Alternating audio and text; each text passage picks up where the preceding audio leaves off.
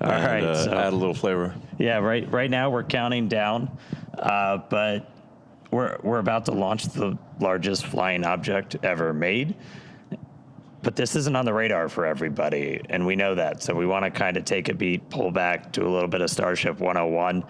To do that, I've got some special guests crashing the webcast today. Joining me now in Star Factory, Elon Musk, Chief Engineer at SpaceX, Bill Riley, our VP of Starship Engineering. Thanks for being here, guys. I know we got a rocket about to get off the pad, but let's start people off like high level. Like, why are we here? What the hell are we doing here? Well, I don't know about everybody, but I'm here to try to build into the future that I imagined and dreamed of as a child, where starships with people are out among the stars exploring the universe. Yeah, so the why, it's always important to explain the why of things. And the why of Starship is that we want to be a multi-planet species to extend consciousness beyond Earth, I think for two main reasons. One is to ensure the long-term survival and prosperity of life as we know it in consciousness, which if we are a multi-planet species and ultimately a multi-stellar species out there among the stars, the probability of survival is much, much longer. That's kind of the, defensive aspect or life insurance for life collectively.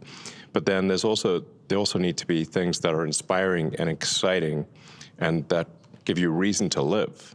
Life cannot just be about solving one tragic problem after another. There must be also reasons to get up in the morning and be excited about the future. And a future where we are a spacefaring civilization is infinitely more exciting than one where we are not. And we're doing it all pretty unique location. I mean, the pad's behind us. We got rocket on the tower. We got another tower with it. We're sitting inside Star Factory. And I mean, it wasn't like this for very long. This is all pretty brand new. Yeah, I think we moved Starship here in about the early part of 2019. So we've been coming that entire time and seeing the site evolve from a double wide trailer and a tent where we built Starhopper to the first suborbital test flights. And now we have behind us two towers for the first time as we build towards the first operational flight from the second tower at the end of this year. And this beautiful building, 1 million square feet, where we're able to work towards a production line of Starships. Yeah, the SpaceX team has done an incredible job of building out really the most advanced rocket manufacturing facility that has ever existed. This is far beyond any rocket fabrication facility that has ever been built. This is essentially alien-level technology, and it was all built here basically down by the Rio Grande River and close to the beach. It's an incredibly improbable location, and this used to be a sandbar. I think we're about, 3 feet or about 1 meter above sea level. It really was nothing. If you see the time lapse from sandbar to two launch towers and a gigantic rocket factory with high bays, and we're going to be building something called the Gigabay, which is like one of the largest enclosed volumes on Earth. So it's sort of like a gigantic Borg cube that we're going to be building here for building and storing these gigantic rockets. It's really spectacular, and anyone can come and visit. So because we're on a public highway, and we're literally by a public beach, you can actually come and see the rocket. You quite close up. I mean, you can drive past it, and you can also look at the factory.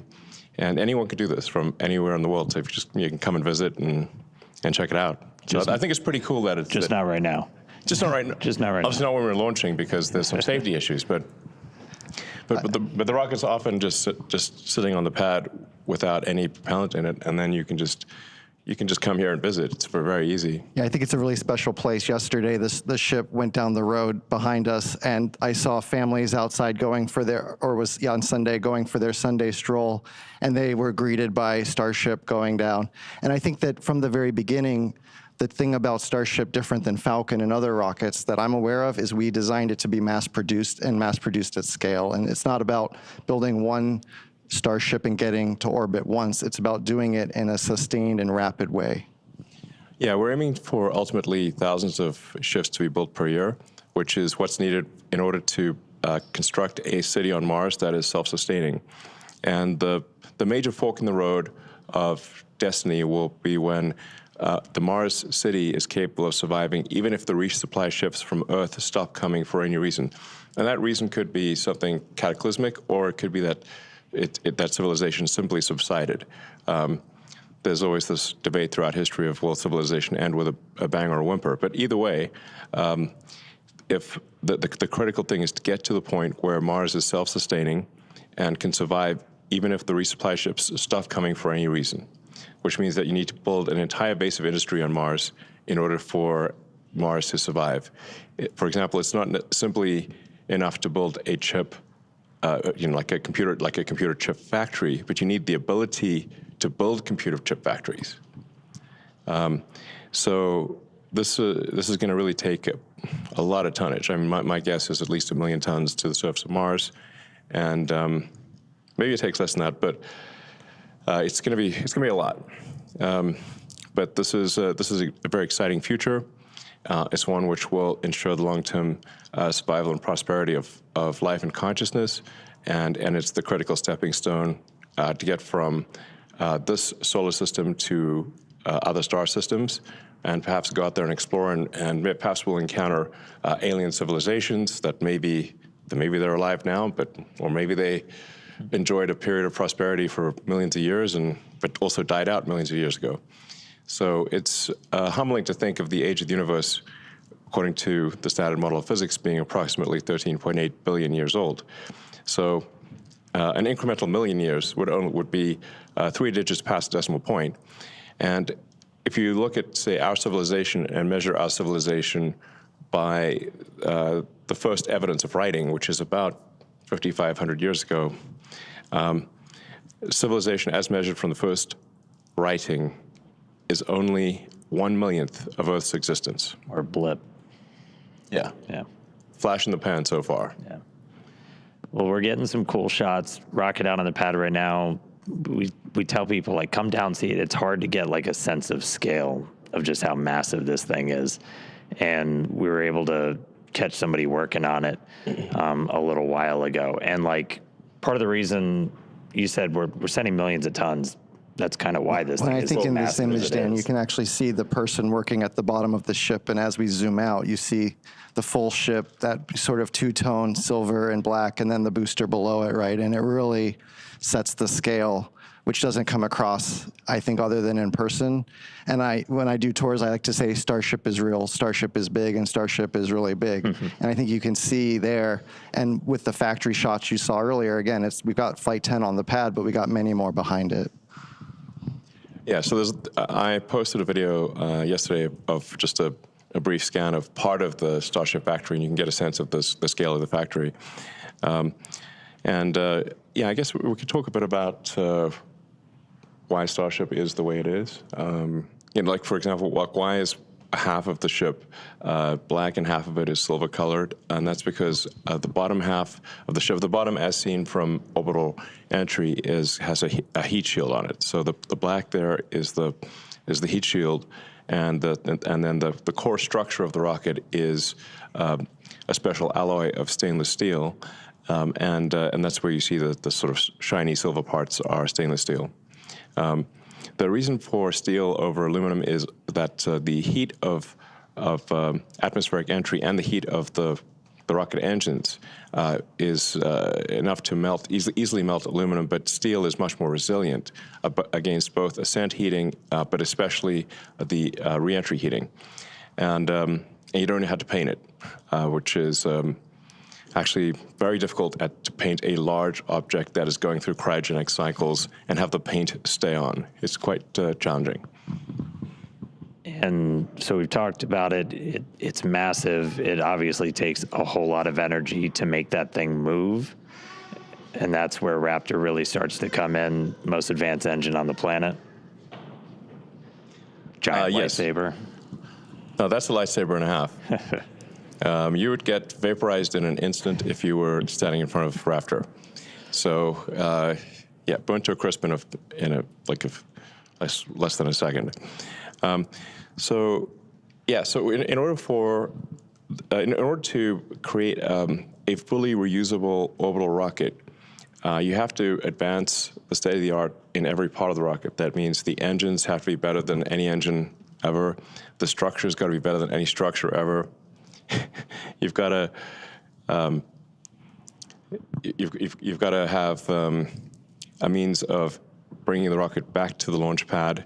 You've got to have a fully reusable orbital heat shield, and that no one has ever made a fully reusable orbital heat shield. The space shuttle, for example, required 9 months of refurbishment between flights. So the space shuttle heat shield would come back essentially partially broken and would require many months of refurbishment in order to fly again.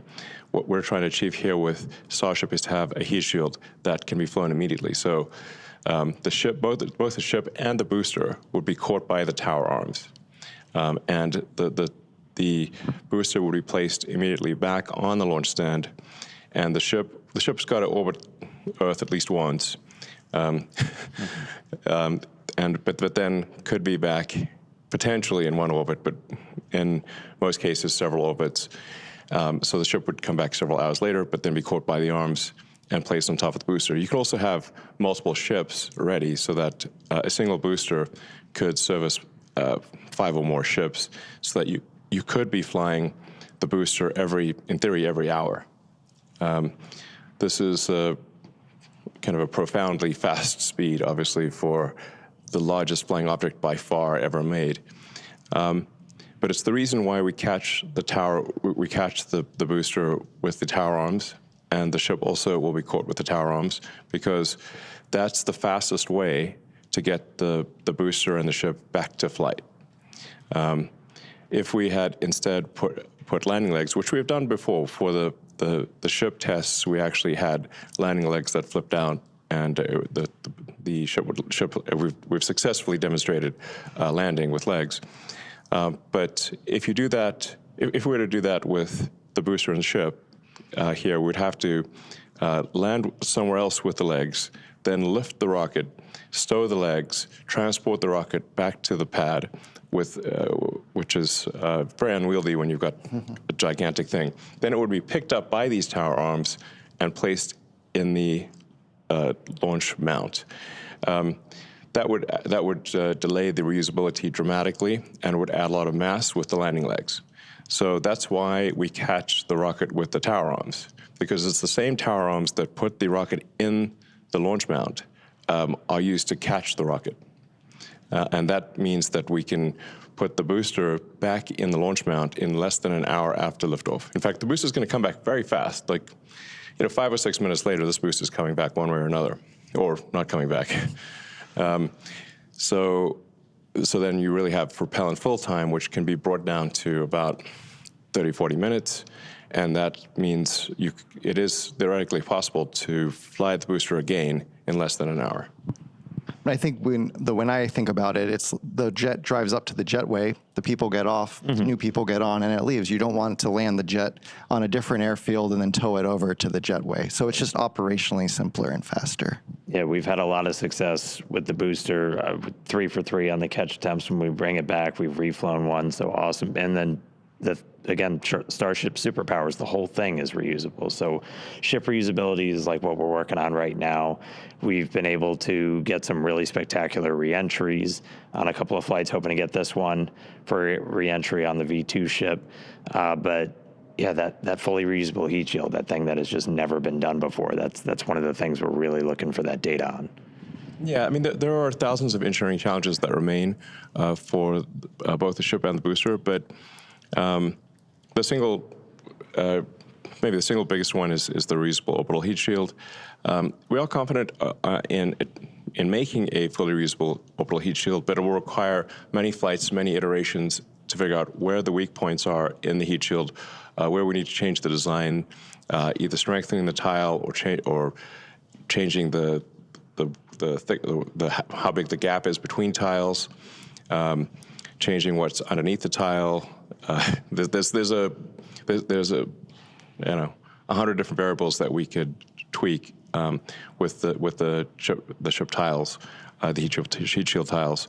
But the only way to know exactly what we should be adjusting is to fly repeatedly and be able to examine the ship upon landing.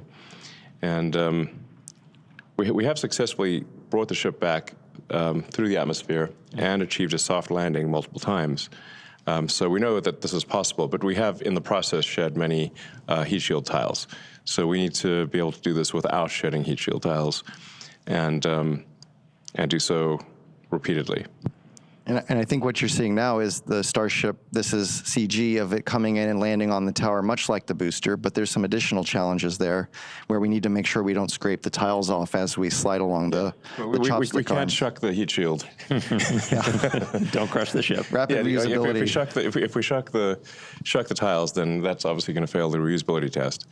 So ships can use the tower to land and catch like the booster here on Earth where towers are available. And for our initial landings on Mars and other planets, we'll need landing legs that deploy much like what you're seeing here with Ship 15 when we did our suborbital test to prove out the precision descent landing, which was a successful test. We actually landed two. One was we were able to actually recover it, and you can see it here in the rocket garden if you visit Starbase. So the rocket garden that Bill mentioned, we have actually a whole bunch of boosters and ships, and we'll be adding to them over time. So you can see an evolution of Starship just by driving down the highway. Yeah. So reusability is key. There's some other technologies we're still looking to prove out. Really big one is going to be the on-orbit refilling. Looking to do that next year, and that's really what's going to kind of unlock, Starship going everywhere else, going everywhere beyond Earth.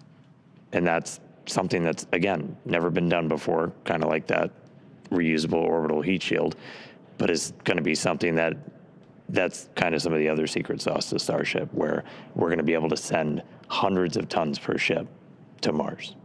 Yeah, I like to think of it as if we get to orbit with a full cargo bay, but we're empty on fuel and oxygen. So basically, we're running on fumes. Then we send other ships to dock, transfer propellant. And now we made our two-stage rocket look like a many multi-stage rocket. And we get all of that performance. And we can take that full cargo bay now wherever we want to go.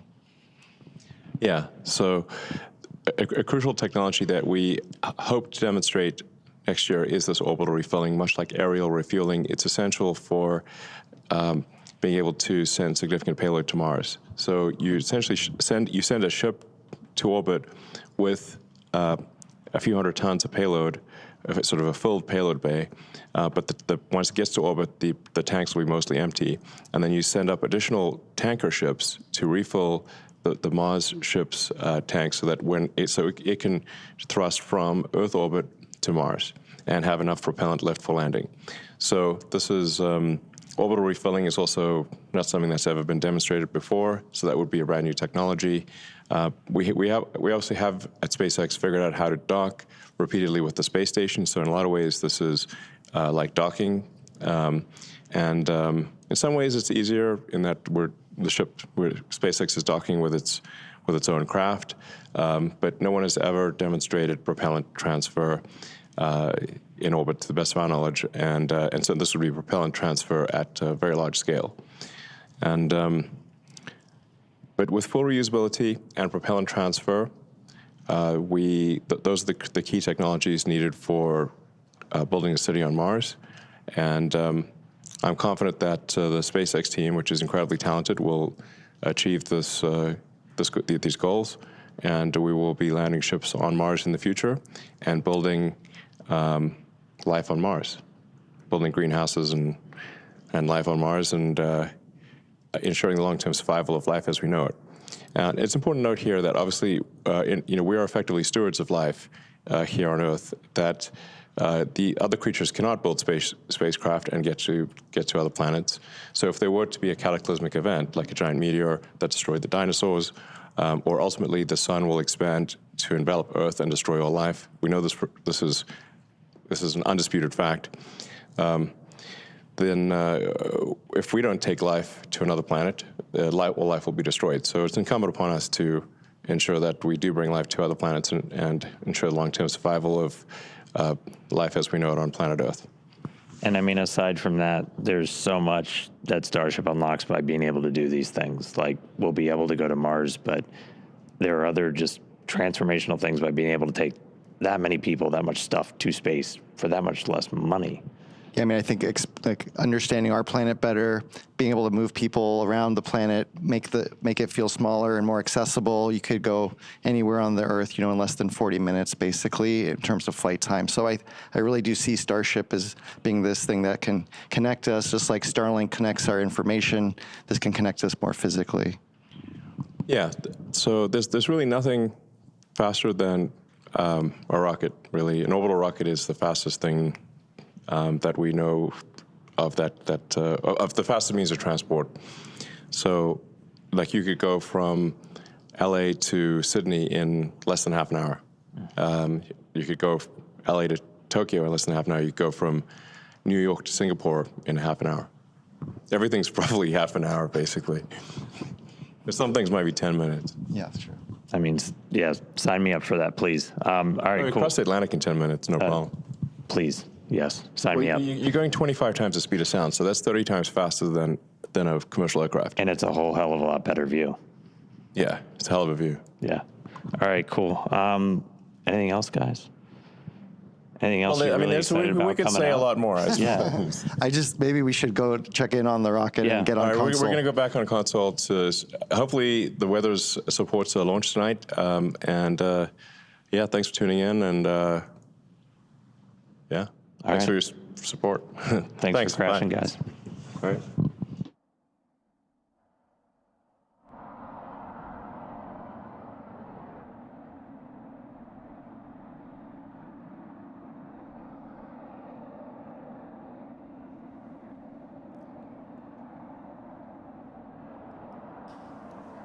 All right, that was sweet. Let's turn our attention back to the rocket. So just checking in, we are about 19 minutes and change away from liftoff.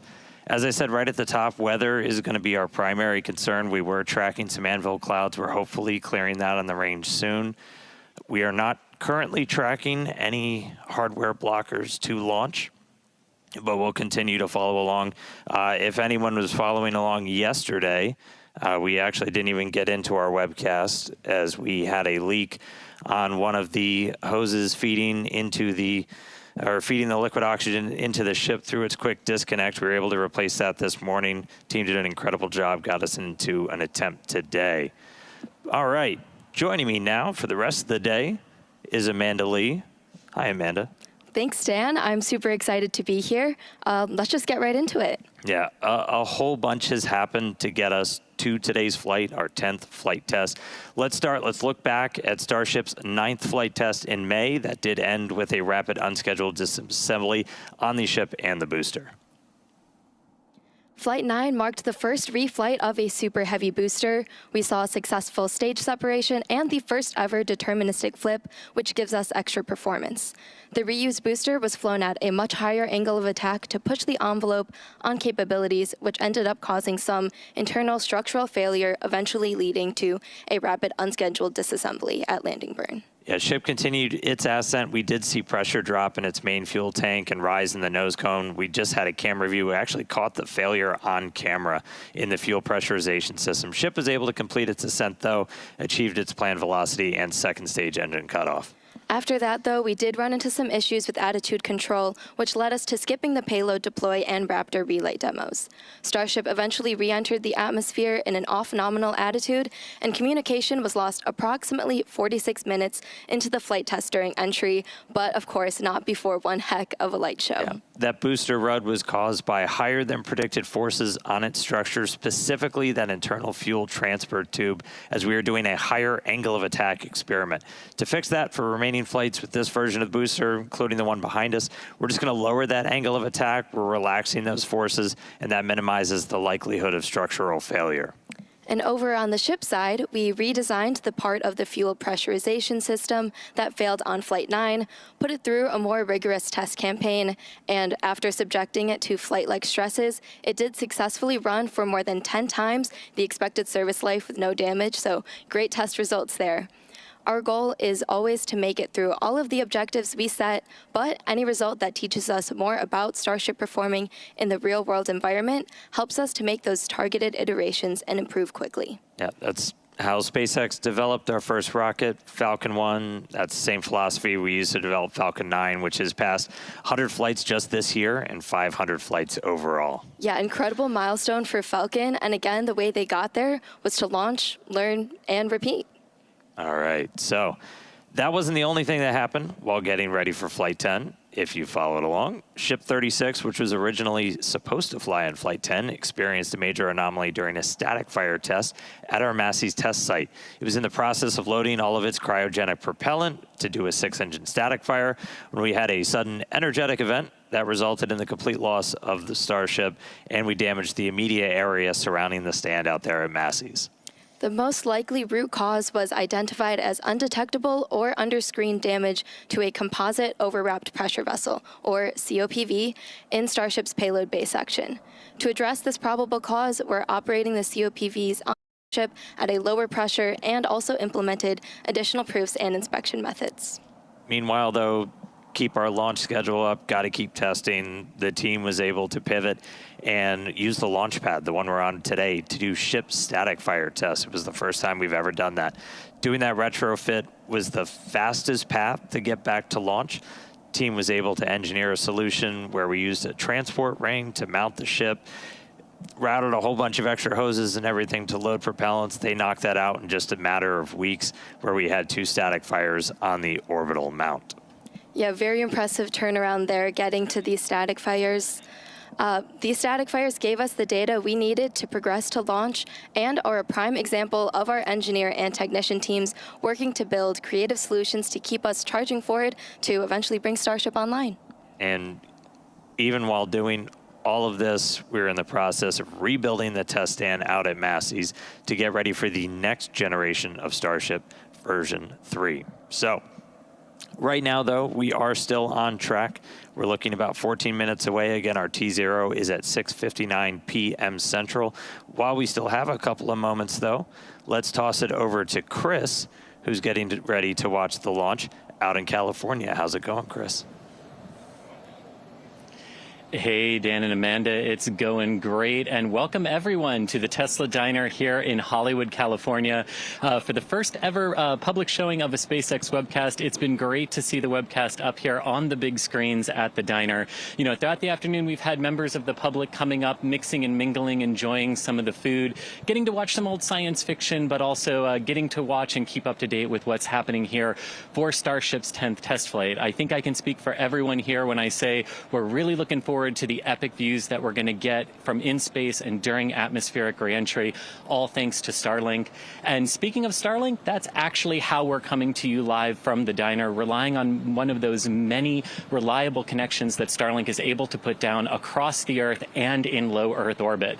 So for a little bit more information on the immediate future of the Starlink constellation, let's head on over to Hawthorne, where my colleague Tyler Lionquist is standing by. Tyler, how's it going there? And are you ready to see a rocket launch today? We are definitely ready for a Starship launch here in Hawthorne. Hi everyone, my name is Tyler Lionquist and I'm a Starlink business analyst here at SpaceX. Starlink is SpaceX's low Earth orbit high-speed internet that's bringing connectivity to places where you least expect it, including in space. For today's mission, Starship is outfitted with 4 Starlink terminals, allowing us to get live views of ship while in orbit and all the way down to splashdown in the Indian Ocean. Starlink satellites are built in Redmond, Washington, and that's also where we monitor the health of our entire constellation. So let's take a quick look for more on Redmond. What a lot of people might not realize when they think about the scale that we're operating is that actually 2/3 of the operational satellites in orbit are Starlink satellites. And then all of those Starlink satellites came from right here in Redmond.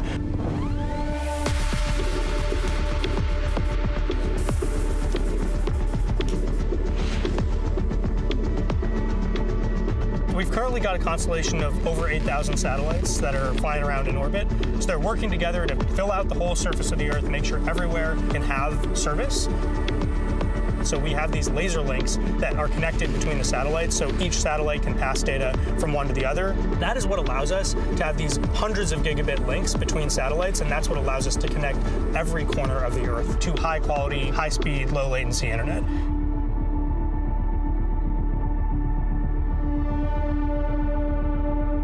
When when you think about that Starlink that you have at home, the technology that's in there and that's in your antenna is very similar to the antenna that's on the satellite. We use what are called phased array antennas, which is a fancy way of describing an antenna that's made up of many little antennas that work together in order to direct their energy to a specific spot on the ground without a motor. Generally, satellite manufacturing is a very slow process. It takes people weeks or months to build a satellite. At SpaceX, we iterate very fast, and we have learned how to build satellites at the 70 sats a week rate. As we have focused a lot on production rate, we have not forgotten about our satellite reliability, which is critical to our mission. If you look at the whole world and you ask, where is the satellite industry? It's right here in the USA, in Redmond, where the vast majority of satellites being built are being built right here. Starlink is a truly game-changing technology, and it's all supported by the global satellite constellation from this space here in Redmond. And we're really just getting started at the very beginning of what we want to do with Starlink. Now, as we mentioned earlier in the show, one of today's objectives is for SHIP to deploy Starlink simulator satellites that represent the advanced V3 satellites Starship will be launching in the future. And as you can see here, once Starship reaches a nominal orbit, the payload door will slowly begin to open to prepare for deployment. The Starlink satellites will be dispatched relatively quickly, one at a time, very much like a Pez dispenser. They'll be situated in one long stack, taking up as little space as possible, allowing for an efficient deployment sequence. And once a set of Starlinks is deployed, the next set advances and deploys until they are all drifting away from Starship to prepare for their on-orbit life. Each Starlink V3 launch on Starship is planned to add 60 terabits per second of capacity to the Starlink network. That's more than 20 times the capacity added with every V2 mini launch on Falcon 9. So we're talking about a massive increase in performance all around, which will ultimately enable Starlink to serve as the communications backbone of the missions to the Moon and to Mars. But for now, we're going to turn it back over to the team at Starbase. Hey, Dan and Amanda. Hey, thanks, Taylor. So, quick update for everybody. So weather's still the main thing that we're watching. We are currently red on the range, hoping to clear that anvil rule any moment now. That's really the only thing blocking us at the moment. Vehicle's good, pads ready to go. All of our checkouts have been really smooth today after that repair work that we did this morning after we had to abort out yesterday. So we're looking at the weather. That's the thing we're really paying attention to right now. Meanwhile, prop load is still ongoing. We started loading prop at about T-minus 53 minutes, beginning with ship fuel, ship blocks, booster fuel, and finally booster locks began loading at about T-minus 35. We'll continue loading prop until just about 3 minutes before liftoff, and ship will conclude first, and then 30 seconds later, booster will finish up. Yeah, so bottom line, we're looking great in the vehicle. We're looking really good on the range. We're just really watching that weather. So we're still waiting to hear that that's clear. That's the only thing that could potentially stop us today. Okay, now let's talk about Mars, since everything we do is part of our foundational mission to get to the red planet. Each Starship launch is to learn more and more about what's needed to make life multiplanetary and to improve SHIP to the point where it's eventually taking millions of people to Mars. That's right. We're looking ahead to begin sending the first Starships to Mars next year. These initial ones are going to go without humans. They're just going to put minimally viable landers on the surface, land right on the skirt, no legs. This will just help prove we can actually get to Mars, focus on learning just as much as humanly possible, demonstrating what's needed for Mars transit and the ultimate landing.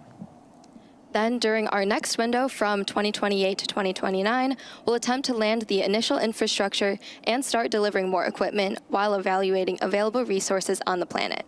And we'll also have Optimus on board for the ride, designed to do the initial heavy lifting. Beyond that, by 2030, 2031, as these windows open up roughly every 26 months, we'll continue to increase the amount of payload we're sending on each ship as we're building out more infrastructure, mining resources, generating propellant for ships to come back from Mars. By 2033, we want to double the amount of payload per ship as we just get closer and closer to building a self-sustaining presence on the red planet. Yeah, very exciting missions ahead, and these first missions to Mars are going to be crucial to setting up what we'll need for humans to eventually inhabit the planet, and we won't be doing this alone. Sure. The Italian Space Agency and SpaceX recently signed a first-of-its-kind agreement to carry Italian experiments on the first Starship missions to deliver customer payloads to Mars. These payloads will include a plant growth experiment, a weather monitoring station, and a radiation sensor to gather scientific data during Starship's approximately 6-month interplanetary coast phase from Earth to Mars and also on the Martian surface. It's a really exciting vision. To make it happen, we're going to need to launch a whole lot more. We're going to need a whole lot of people that are going to come and help us build this. So it makes it really fun for me to come to work. I know you build these things. 100%. It's got to be fun for you. Yep, very exciting. All right. Looks like we're about 5 minutes from Starship's 10th flight test. Range is still looking good, still have an eye on the weather at the moment, and prop load is also continuing on both stages of Starship. Yeah, I'm pulling it up real quick. So we are we're almost closed out on the booster. We're about 90% on fuel, about 90% on LOX, just a bit below. So again, we're going to continue filling for about the next 2 minutes. Once we're completely done with that, we have about 11 million pounds of liquid propellant on board those 2 stages of Starship. So a lot of propellant to move really big rockets really fast away from South Texas. So once we get close, all of our ground systems will prepare themselves. They do what's called pushbacks. They'll clear out all of those feed lines, push back into the prop farm, and just prepare the area around it. We're doing our final guidance and navigation checks right now. The automated flight safety system is about to get armed. We're just really preparing the vehicle to get ready to go. I'm not sure if we passed it already, but we do a final thrust vector control, check out the TVC. We'll wiggle the engines that we use to actually steer the rocket itself. Everybody's favorite topic, if we need to hold. That hold would come at T minus 40 seconds. We can hold if we're still waiting for the weather to clear, which is our big item today, or if any other last minute issues pop up. We'll only hold there if we have an issue. Still waiting to hear confirmation that the weather has cleared. That's the only thing it looks like would hold us today. There's the business end of a Super Heavy. Now, once we pass that T-minus 40-second mark that Dan was talking about, a number of events are going to occur in rapid succession. The ground spin and ignition systems come up to flight pressure, and ship will switch over to internal power. After that, the quick disconnect arm lockout is removed in preparation for retraction, which occurs shortly after T0. And once we pass that T-minus 40-second mark, we do still have the ability to then recycle the count under certain conditions back to T-minus 40 seconds and hold there to assess what happened, and if we can proceed again back to liftoff. Yeah, we hope that doesn't happen, but it has previously. I promise not to psych anybody this time. We do have some kind of points of no return. Once the water starts flowing out of that flame deflector under the launch mount, that happens just a little after T-minus 10 seconds. If that triggers and then we hit a hold, that would be a scrub for the day. We have to refill the water tanks, can't turn it off, got to refill prop, all that stuff. So that's kind of the major watch item. You'll see a big splash under the launch mount, and if we see that go and then you hear a hold, that would mean that we're done for the day. But not.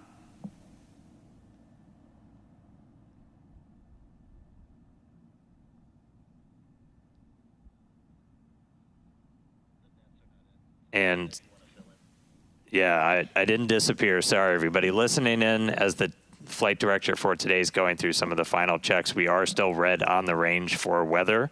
We are closing out prop load right now, though. Yeah, as we wait and hear what's going on, we can just quickly review some of the test objectives for today.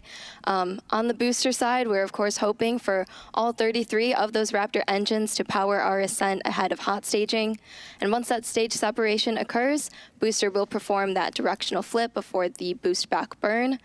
One of the interesting experiments we're doing today is upon our landing burn, which typically ends with those 3 center engines lit. We're going to be intentionally shutting one of those off and instead lighting one from the middle 10 ring. And this is just to kind of give us an idea of what it would look like if we ever had an engine out scenario.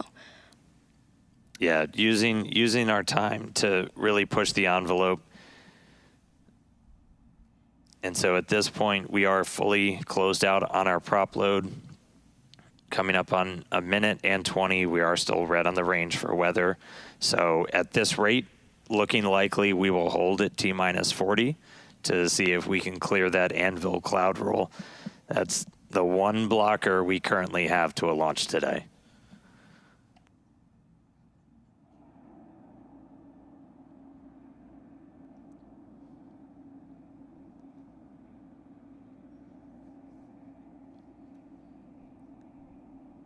All right, and we did just get confirmation, so we are expecting to hold at T-minus 40.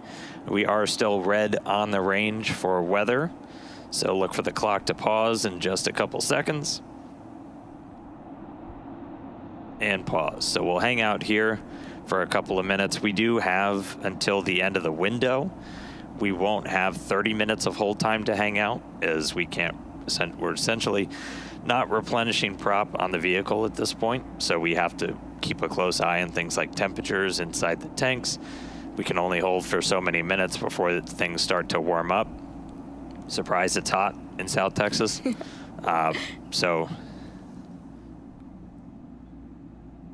Yeah, while we're holding here at T-minus 40 seconds, we reviewed our test objectives for booster, but why don't we chat ship for a second?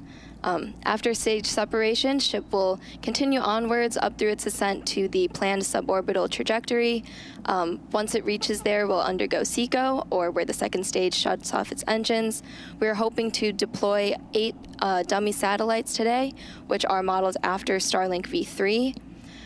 We're also planning to attempt a in-orbit burn, so we'll relight one of those Raptor engines while in space, and that will occur ahead of re-entry, where we'll also be testing multiple experiments, including missing tiles, metallic tiles, and intentionally loading those vehicles' flaps.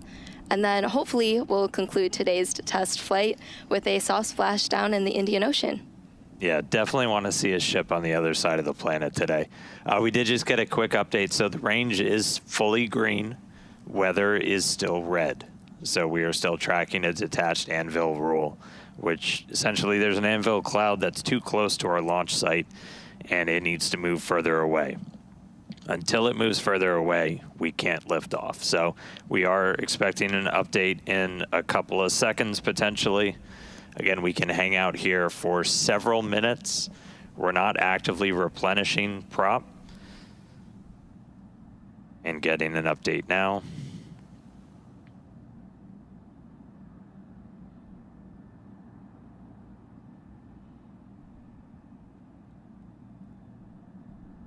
And we're getting a weather update right now.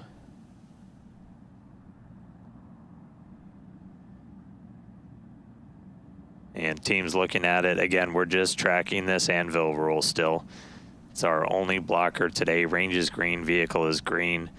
Weather is currently red.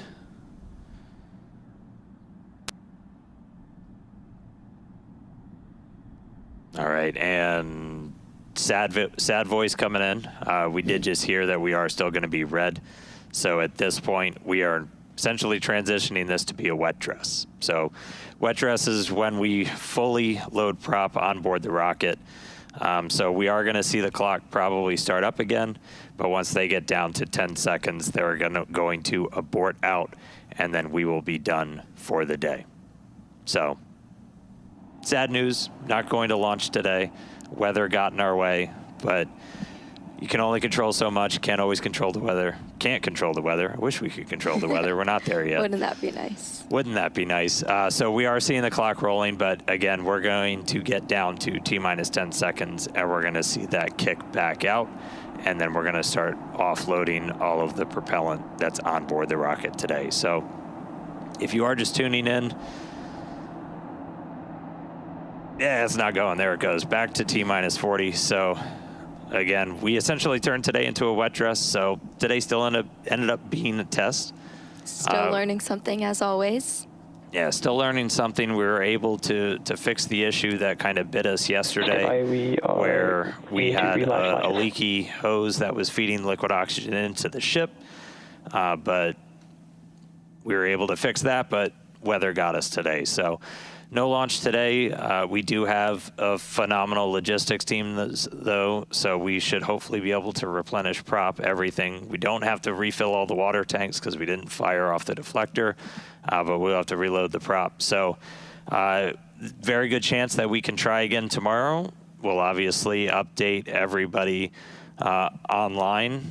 And yeah, man, sorry we couldn't go today. Don't worry, we'll probably go tomorrow. Yeah, thank you all for joining us today, and we hope to see you when we do go for launch. So obviously, follow our account on X at SpaceX. We'll share information as soon as it comes available. We'll also be updating the web at spacex.com. So thanks for joining us today. Exciting countdown. Weren't able to get off the ground, but we'll give it another shot tomorrow. Thanks, everybody.